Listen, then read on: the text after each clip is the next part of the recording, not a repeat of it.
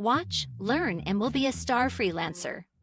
24-hour live stream. Save time and money. 100+ free videos and free books with source code, materials, and resources. starfreelancer.eu. Welcome back. In previous section, we have completed the code pipeline introduction, and now we are going to create the code pipeline and then test it. So in this step, we are going to create the code pipeline, and then it is going to fail, but don't worry. So we are going to do a break and fix approach here, because we need to understand more about the roles whatever we have created and at which point the code build is failing and then how to fix it.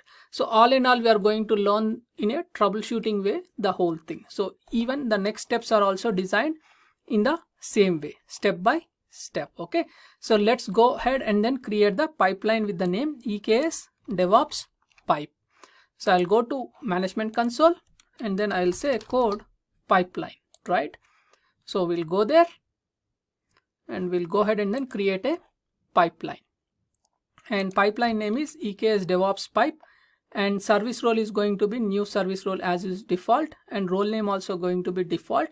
And this whatever the type you are allow AWS code pipeline to create a service role, so it can be used with this new pipeline. So yes, we need that. Okay, so we are going to leave all the defaults here, and in advanced section also the artifact store, it is going to have the default one whatever is present, and encryption key also default. So we are not touching anything from pipeline settings perspective, just providing the pipeline name here, and then I'll go to next. So here comes our source provider, which is nothing but you can have code commit, ECR, S3, Bitbucket, and then GitHub. So whatever you have seen here in your architecture diagram, right? So if you see here, right? So from source perspective, you have seen these things, right? So code commit, container registry, simple storage service, and then GitHub. So in the same way, you are seeing those things, right? In addition to that, one more Bitbucket here. Okay, so we can add it anyway. So now we are going to add code commit here, and it is going to provide all the repositories available for us. And what is our repository? Ours is EKS DevOps Nginx. So I am going to select that. And my repository branch is master branch. We didn't create any development branch here, so we'll leave it. And change detection options, right? So we want, means like even it will have a AWS code pipeline can do it, which is periodical checks, which is not good, but AWS CloudWatch is most dynamic. Okay, so we'll try to, means like any change happens to our source immediately to trigger the pipeline. So which option you are going to select is what it is asking here. Okay, so whatever AWS recommends, Amazon CloudWatch, I am going to use the same thing, and I'll click on next. So source part is done. Now we are moving to the build part. So in build part, I am going to use code build or Jenkins. So right, if you see here, so we have in build part, we have the code build or Jenkins. We are selecting code build, right? And region is US East North Virginia, and the project name. So if we go back, so we are not going to select anything from here. So we are going to create a new project here. Okay, so create project. So it will open a new window here. So we can make it maximize this. So I can say like this so that it is maximized. And we are going to create a new code build project as part of this process. Okay, so the project name. So that's what we need to provide here. So I can say, I can go back and get the project name here. Okay, so this is the name I want to use it, EKS DevOps CB for pipe. Okay, so I will go back here. So inside this, so I should go to this one. Okay, so it is EKS code build project for EKS pipe. Okay, and we are not going to give any information related additional tax information. We will leave it as is. And from environment perspective, we are going to use managed image. So we have discussed about this. So either you can use managed image or a custom image, whatever you want to use. Okay, so we are going to use AWS managed image, and operating system is Amazon Linux 2 we are going to use. Always try to be on the Amazon standard so that you will be in a very greater shape. So I always try to use Amazon related stuff. So Amazon Linux I'm going to use, and the runtimes I'm going to say leave it as standard, whatever is there. And here comes the images part, right? So it has the Amazon Linux to 1.0, 2.0, and then one more 2.0, and then finally 3.0. So whatever is there latest today, 3.0, I have selected it. This related Docker file also we have reviewed about AWS tools related to IAM Authenticator, kubectl, and EKS-CTL. If you remember, we have discussed about it. So image version, always use the latest image version from this runtime. Okay, and environment type is Linux, and I'm going to enable this flag if you want to build Docker images or want your builds to get elevated privileges. So I'm going to check that option. And then service role, I'm going to create a new service role whose name starts like this: code build EKS DevOps CB for pipe service role. Okay, so this is what it generates now. And in addition to that, in additional configuration settings, right? So timeouts, we are not going to touch anything, and then VPC related also we are not going to touch anything, right?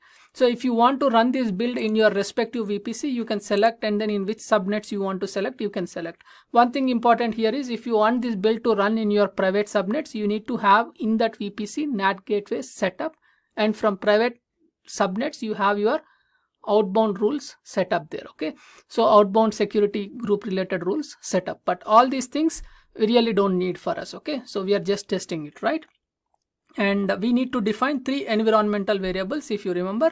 So those things we are going to define now. So I'll go here. So it is present here also.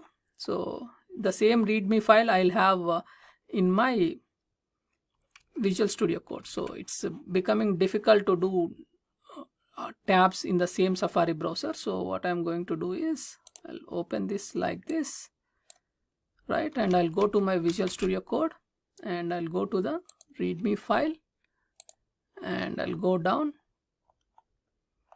and if you see here, we are at this respective location. Okay, so we are asking for the repository URI, right?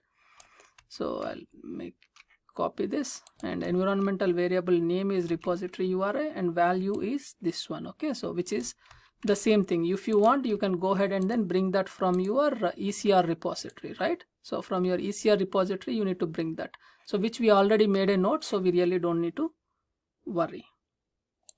So let me come back, right? So I have provided this. Next environmental variable we are going to have is EKS kubectl role ARN. Okay, so this one also I made a note for my environment, right? ARN EKS code build kubectl role. So I'll provide the same thing. And one more is EKS cluster name, right? So, and it is going to be EKS demo 1. Okay, so now we have completed the environmental variables. We need to provide the build spec.yaml. If we check in our build spec.yaml at the root context of our code commit repository, right? So if you remember, in our code commit repository EKS DevOps Nginx, so build spec.yaml is at the code root context. Okay, so we really don't need to worry. We can say use a build spec file. That's all. Default option will be fine for us.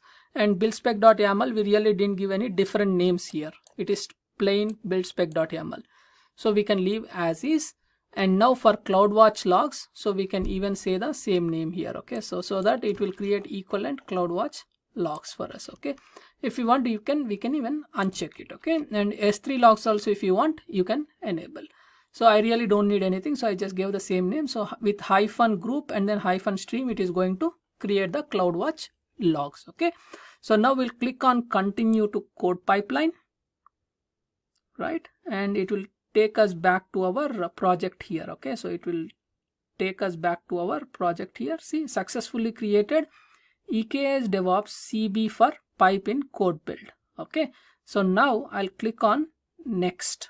Okay, and for us, we really don't have any deployment phase, but let's see what is available here. Okay, so you have app config, cloud formation, code deploy, elastic beanstalk, ops, works, stacks, service catalog, skill kit, ECS blue green, and then S3, right?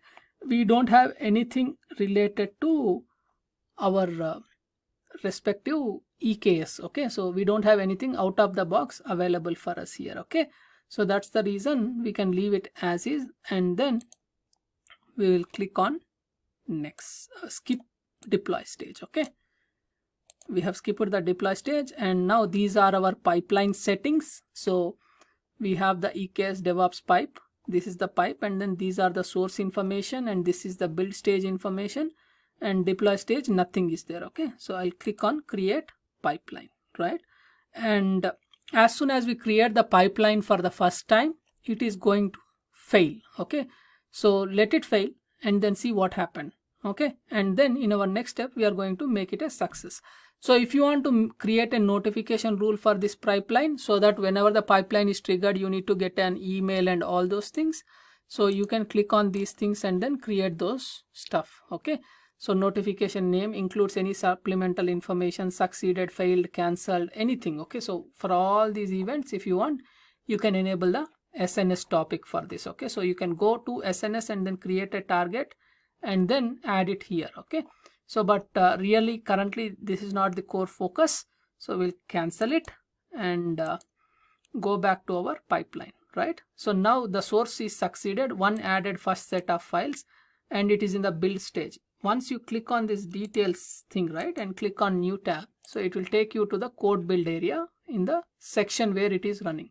So if you see here we can see all the stuff what is happening. Okay, so let's start with the install phase, right? In install phase, whatever we have written is nothing to do using latest using latest Amazon image for code build. So all the AWS tools are there, we really don't need to do. That's what we said. Okay, so and install phase is succeeded, it moved to the next phase, pre-build phase, and then it created a tag, right? And then it updated the image tag in kube manifest with these information, and then it verified the AWS CLI version, which is very, very important. The CLI version it outputted here, right? AWS - version is 1.18.78. Still we are in the AWS 1. Latest version of 1.x only we have here. Okay, and then we are moving on to the login to Amazon ECR is completed, and then running the command ECR get login, right? So login to ECR. So ECR get login, it says that an error occurred, access denied when calling the get authorization token option. So whenever it is trying to log into our ECR Elastic Container Registry, it is failing. So because of access denied exception. So in our next lecture, we'll focus on fixing this issue and then moving forward for the next steps.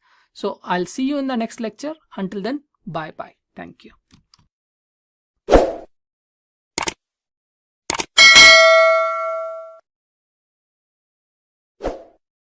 Welcome back. In the previous step, we have stopped here at the access denied exception area, right? So whenever we are trying to log into ECR with get login, access denied, we are getting it. So why? Why? Because the code build role, whatever we have created as part of this section, doesn't have access to Elastic Container Registry, right? So let's go back here. So update code build role to have access to ECR, which is full access. Okay, so our code build role mostly should be this way. Why? Because whatever the name we have used to create the stuff, right? So in those lines it should be like this, but we really don't need to worry about that. So what we'll do is we'll go here and we'll go to phase details, and in pre-build phase it failed. So at this section it is telling us very clearly. So now we'll go to environmental variables, you can see whatever it is set, and build details. Okay, and if you see here is the role you can find, right? So code build EKS DevOps CB for pipe service role, right? So I'll click on that role, it will open in a new window with IAM, right? So this is my code build EKS DevOps CB role, right? I'm going to attach a policy. So whatever I said here, which is Amazon EC2 container registry full access. Okay, and I will say that, and it should be there, and attach the policy, right? So now this related error whatever we are seeing, right? So this should go away, and then we need to move to the next step in our build. So let's go ahead and then do that now. So to do that, we need to make a change and then trigger the pipeline again, right? So there are two ways to do it. Okay, so one is you can trigger the pipeline from there, or you can go here and then select the pipeline and then say release change. Okay, release change will detect the most recent changes in your location and then release your change. Okay, so I'll say release and rerun the pipeline immediately. So there are no changes, but what is going to happen, we are going to see, right? If you see here, the pipeline source completed and then immediately build started. Okay, so we said release change only. Okay, so we'll go here and then one more time we are going to see what's going to happen, at which step it is going to fail, and one more time also it is going to fail because one more change we are supposed to do from roles perspective. So we'll see what is that. We have created this code build role, but for this code build role automatically created as part of code pipeline, so it doesn't have this Amazon EC2 registry full access. So we have given that, but still it will fail because there is one more thing happened here, right? So as part of our build spec.yaml, so we are also going to assume a role here, right? So which is assume a role EKS kubectl role ARN, right? So here we are going to assume this role, right? For if our code build have this role, then only code build has this role, then only it can assume this respective role and perform these operations. But currently it doesn't have, so it's going to fail. So let's see, once it is failed, we are going to see what happened, right? So submitted, queued, and then provisioning is happening. So let's wait for it to get to the next level. So it's running. So if you see here, AWS version is completed, and let's wait for the next steps now. So running command login to Amazon ECR get login got succeeded, right? So some warning, but login got succeeded, and then we are moving to the next steps, right? So it is going to do the Docker build. So it is doing the Docker build now, right? In the build phase, it is doing the Docker build, and build completed, and it is running the post build command, which is nothing but is trying to push the image to the ECR repository, and then it successfully pushed it. So image push to ECR got completed. So you can see EKS DevOps Nginx 20/27/10/11/22. So means like all the means like date and then time and then also the code build revision version. All these details it has provided for its tag for this respective image, and then it pushed successfully. And now comes here the failure, an error access denied for this section AWS STS assume role.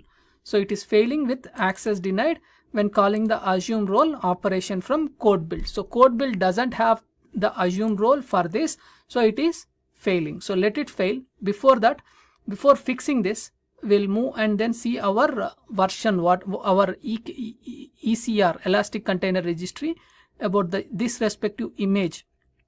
Whatever starts with FC93 is pushed to our ECR container, right? So ECR registry. So Elastic Container Registry, open it and go to our DevOps Nginx page, means like EKS DevOps Nginx related repository, open it, and our FC93, this got pushed just now, right? So that's good. So which means the first part of thing is working. So the push has been worked successfully. So which is nothing but, so this part is succeeded. So code build has built it and then pushed it to the ECR. So this part is completed. Now code build need to go here and then push the same thing, means like push the manifest to the EKS cluster. So it need to do that. So let's go ahead and then fix that in our next step. So I'll see you in the next lecture. Until then, bye bye. Thank you.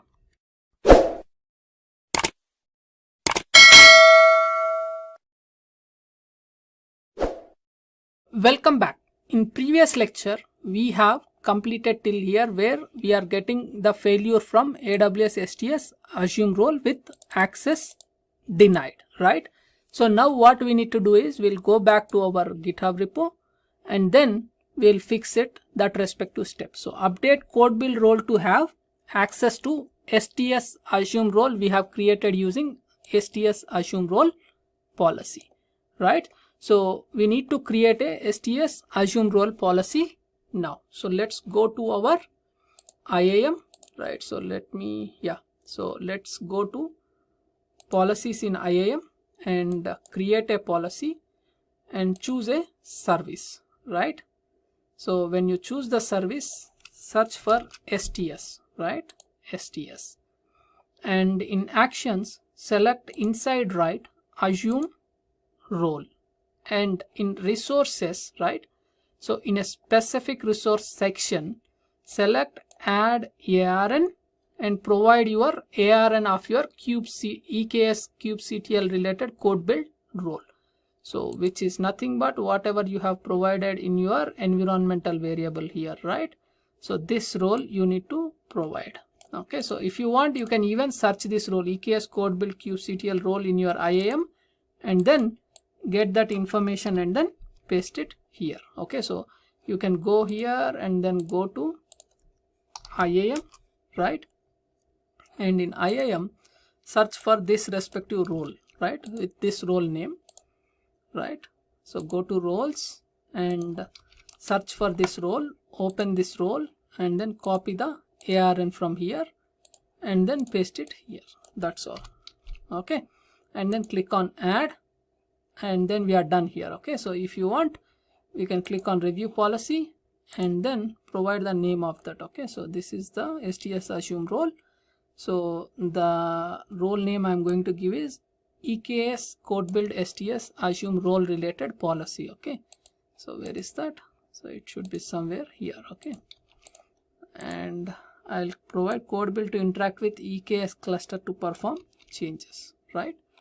So I'll come here and provide this and then create the policy. Once this policy is created, I'm going to go to the roles, right?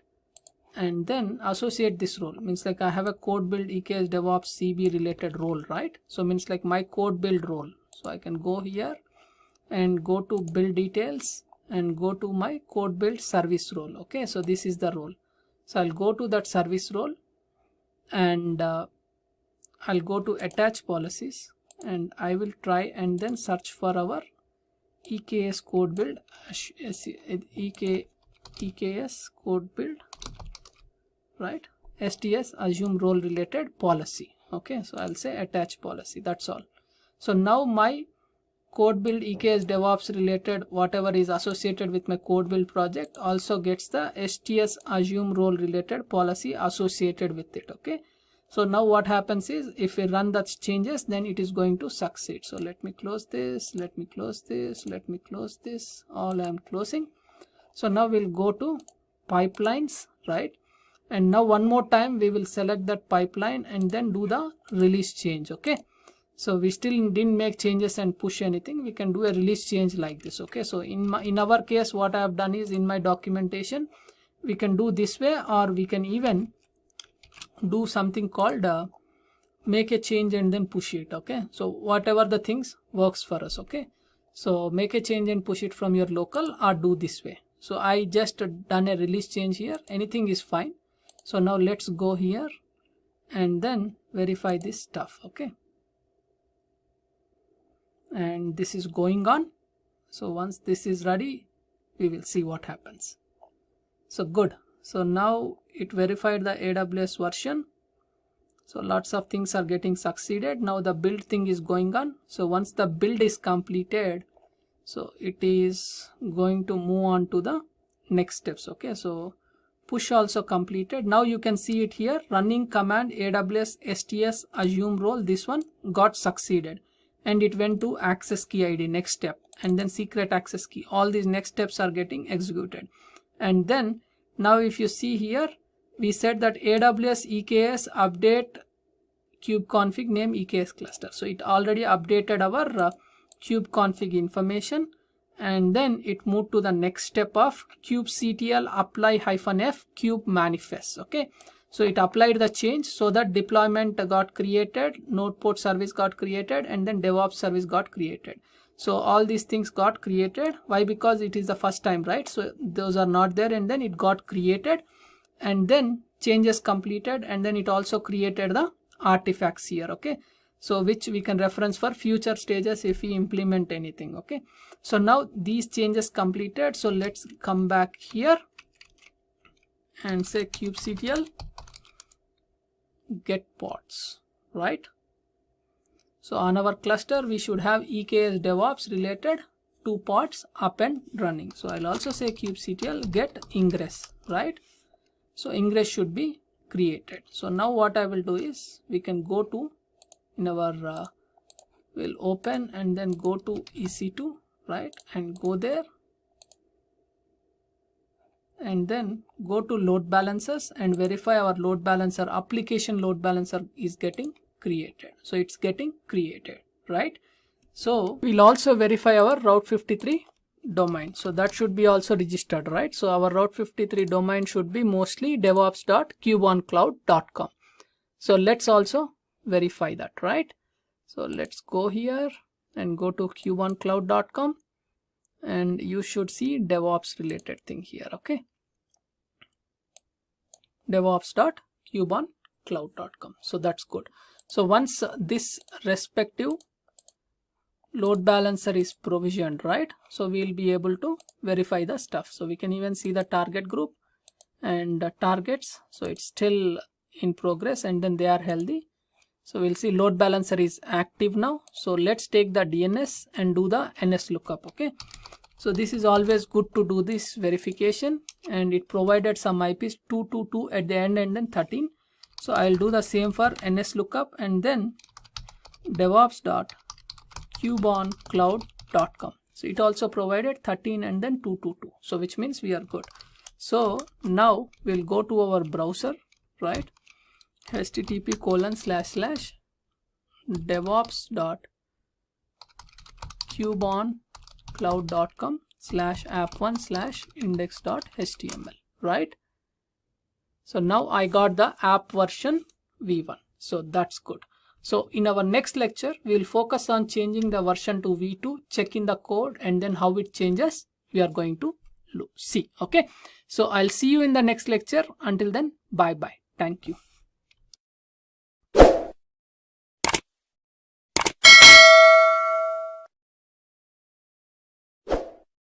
Welcome back. In previous lecture, we have completed testing by fixing the STS assume role fix, okay? So now we are going to change the app version to v2 or v3 and then check in the code and then see how pipeline triggers and then how the changes flow across the thing, okay? So now let me go and then close this EC2, or we can leave it like this. So the next thing is make a changes in the index.html, okay? So we can say v3 or v2, whatever it is, okay? So we'll go there and then make the change, right? So let me make this smaller. Let me close this. And here is the folder I have added from my local Git repo, right? So, and this is the index.html. So I'm going to say something like v3, okay? And then I will save it, okay? And if I go here and then say git status, so there is a change for our index.html. So I will say git add git commit -am and v3 deployment I will say, okay? And I will say git push, right? And now we'll go back and then verify the same thing on our pipeline. So let's go here and go to our pipelines. And if you open this DevOps pipeline, so currently nothing. One added first set is the source it is referencing. So let's wait for the changes to happen. So now the changes came in. So v3 deployment is the source it is referencing now, and it moved on to the build phase. And then here, if I click on details, we will see the build logs now, right? So let's wait for the build logs to come in here to see what happens, right? We got the logs and then it says that status also succeeded. So we can go down and then all the changes looks good. It is going down, down, down, down.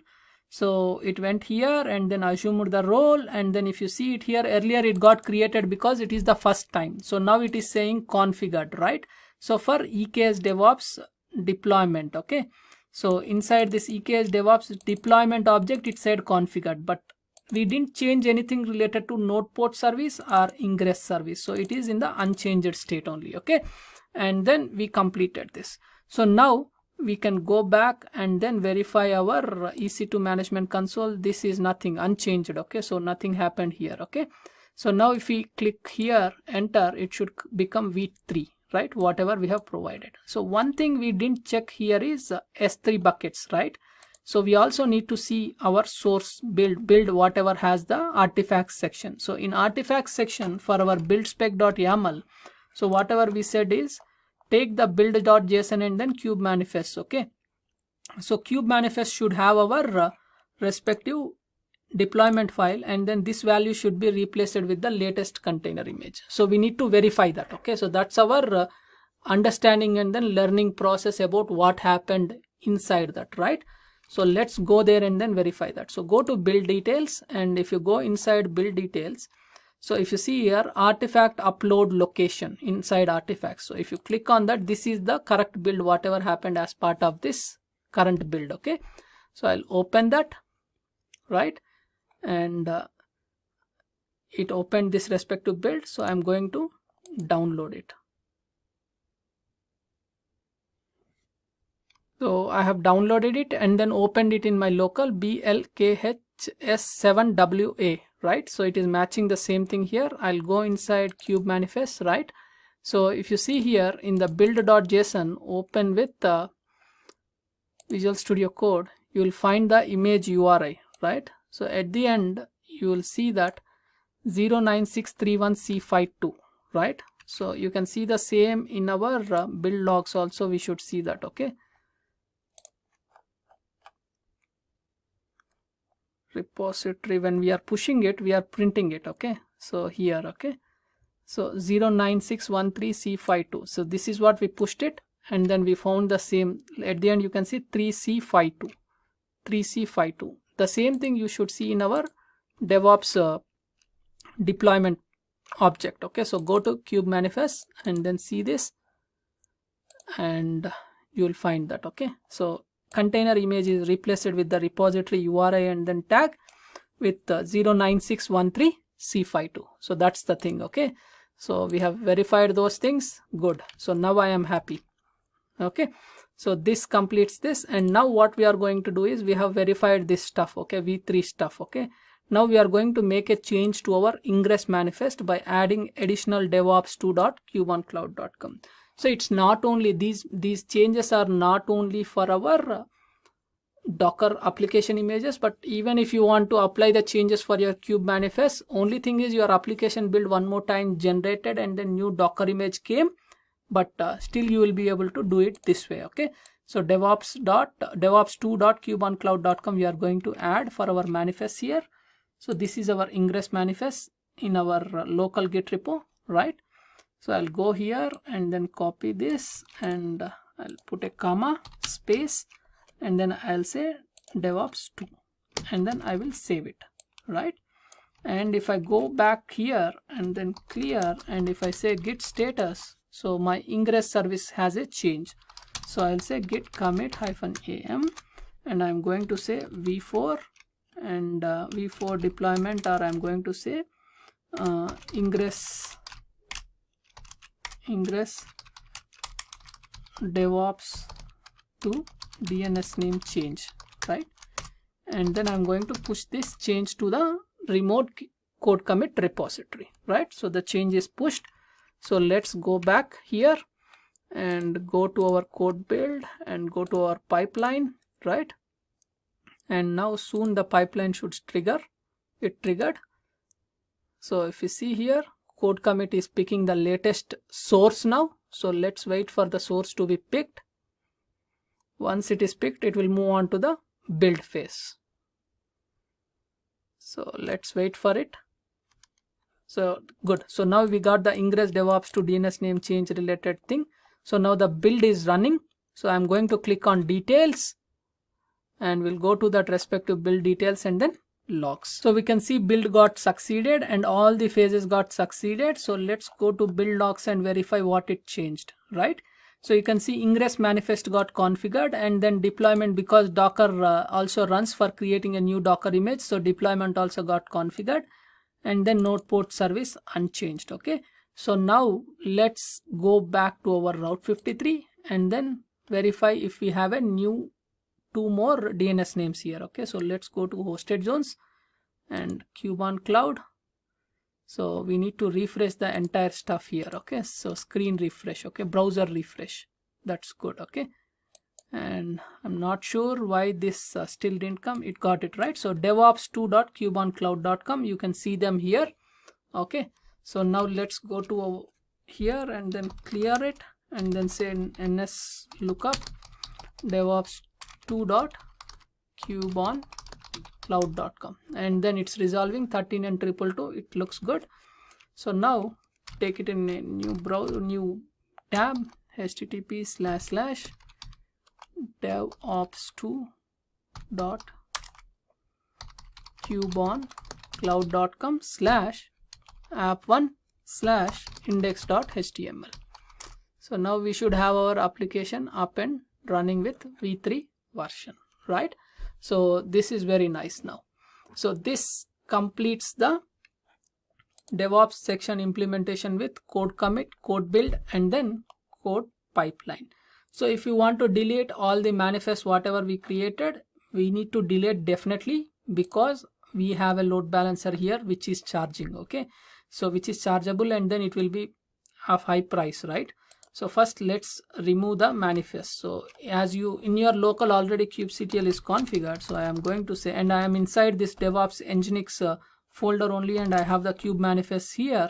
So I'm going to say kubectl delete -f kube manifest. So I'm doing the full cleanup of my whatever I have created inside Kubernetes cluster. So once that is done, so we'll also remove the other stuff, right? So now this is done. If I go ahead and then say kubectl get pods, nothing should be there, right? External DNS only, right? Yeah. Now let's go here, and my load balancer is gone. Good. So now this is good. So now we'll go back and then remove our pipeline is per month $1 or something it charges. If you want, you can even delete the pipeline. Okay, so I'm going to say delete, no resource object needed for this source action. So delete. Okay, so I deleted it. Okay, so now pipeline is gone. So we have the code build projects here which we are going to clean up. So EKS DevOps pipe. So I'm going to delete it. So delete build project, and I'm going to say delete, and I'm also going to delete the old ones which I have created as part of this. Also let me delete this so that it will be cleaned for us. Okay, good. So now only one thing we have with us is code commit, right?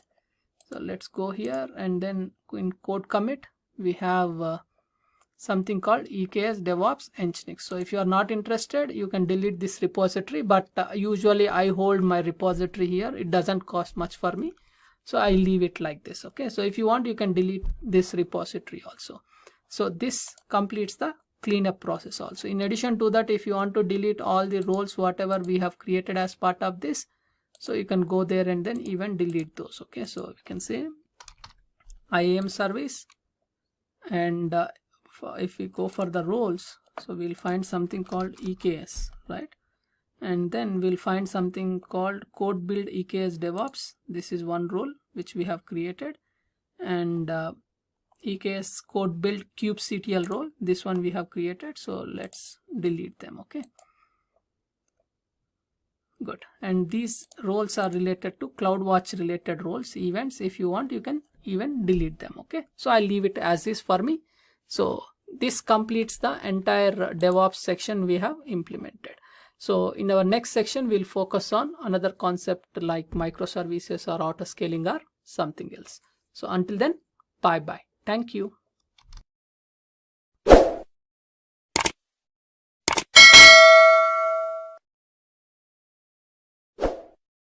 Welcome back. In this section, we are going to deal with microservices and deploying those microservices on EKS cluster. So what are these microservices? So let's get a very high level overview about what are these microservices, and then we'll move on with an example and then deployments. So microservices, also known as the microservice architecture. It is an architectural style that structures an application as a collection of services that are highly maintainable and testable. So they are loosely coupled, independently deployable, and organized around business capabilities, and owned by a small team. Each microservice can be owned by a small team. So let's see the benefits with this microservices architecture, and then what all additional availability things also we are going to get based on microservices. So from developer perspective, it is going to be a developer independence. So small teams work in parallel and can iterate faster than larger teams. Isolation and then resilience. So if a component dies, we spin up another and the rest of the application continues to function. And scalability. Smaller components take up fewer resources and can be scaled to meet increasing demand of that component only. So that is one important benefit for us. Lifecycle automation. Individual components are easier to fit into continuous delivery pipelines and complex deployment scenarios. Not possible with the monoliths. Relationship to the business. So microservices architecture are split along business domain boundaries, increasing independence and then understanding across the organization. So in our next lecture, we are going to take an example of microservices and then implement it. So I'll see you in the next lecture. Until then, bye bye. Thank you.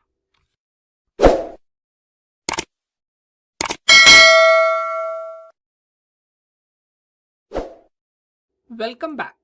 In this section, we are going to work on a microservices deployment. So in addition to whatever we have used earlier, elastic load balancing, classic network, all these load balancers, we are also going to add one more AWS service as part of this, which is simple email service. So we'll see why we are going to use additional service of AWS for our microservices. We are going to look into now.